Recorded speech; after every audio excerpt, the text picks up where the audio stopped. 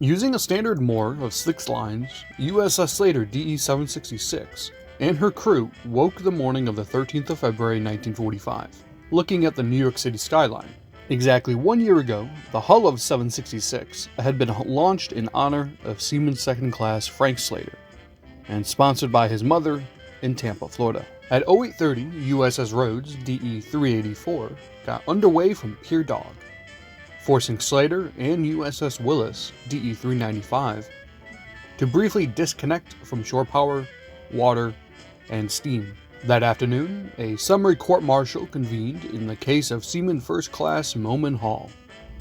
Nothing in the deck log or muster rule says why they convened. On Valentine's Day, Radarman Third Class Spink and Cook Second Class Simpson were reported absent at morning muster. Simpson did return 1 hour and 22 minutes late. Electrician's Mate Third Class Brooks and Steward's Mate Third Class Jones reported for duty aboard Slater, just as Lieutenant Piper was detached from the ship. The next morning, USS EBERT DE-768 moored to Slater's starboard side. 5 yard tugs came along and began moving the married couple into dry dock number 2 in the Brooklyn Navy Yard.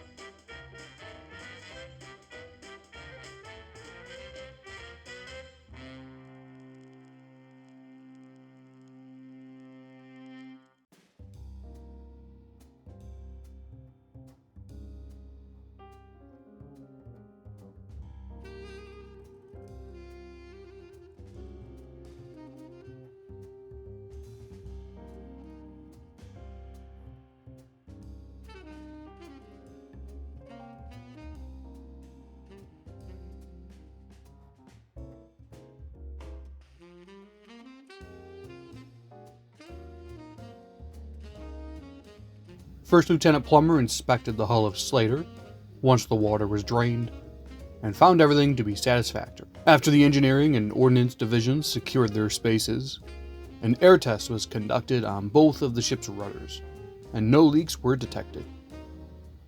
Spink finally returned to the ship from his leave a full 17 hours late. This was a quick dry dock for the ship compared to our latest 2-month-long period.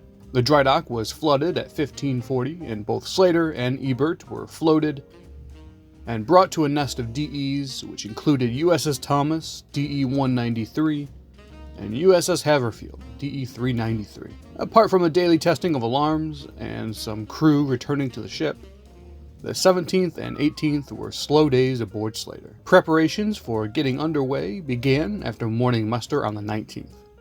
Slater shifted berth to Pier J and began taking on fuel. 56,952 gallons of diesel was received, and Lieutenant Healy checked all the sprinkler systems within the magazines using salt water. Opening day is quickly approaching.